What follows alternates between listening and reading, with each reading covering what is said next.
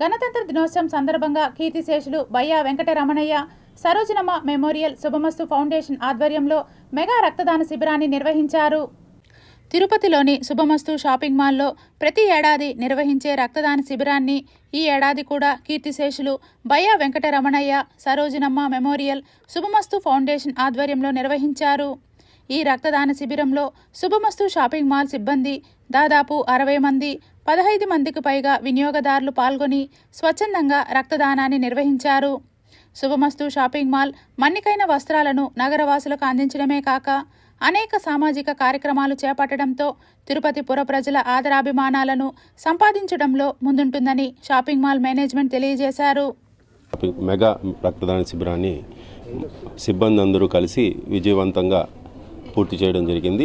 ఈ మెగా రక్తదాన శిబిరంలో సిబ్బంది 60 నుంచి 80 మంది వరకు స్వచ్ఛందంగా రక్తదానం ఇవ్వడం జరిగింది.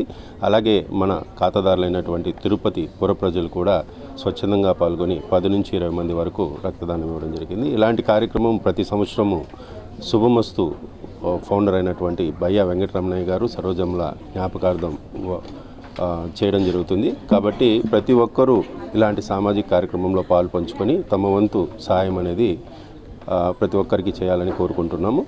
అందరూ కలిసి స్వచ్ఛందంగా మేము రక్తదానం ప్రతి సంవత్సరం ఇవ్వడం జరుగుతుంది.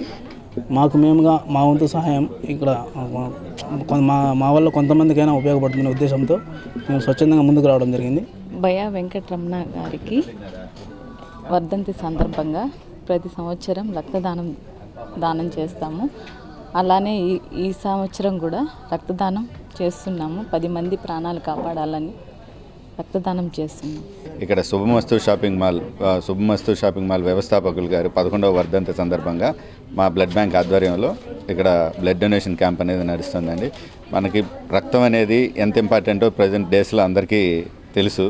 ఈ రక్తదానం చేయడం అనేది మామూలుగా జనరల్గా మనం అన్నదానం అంటాం, గోదానం అంటాం. దాంతోపాటు రక్తదానం అనేది కూడా చాలా ఇంపార్టెంట్.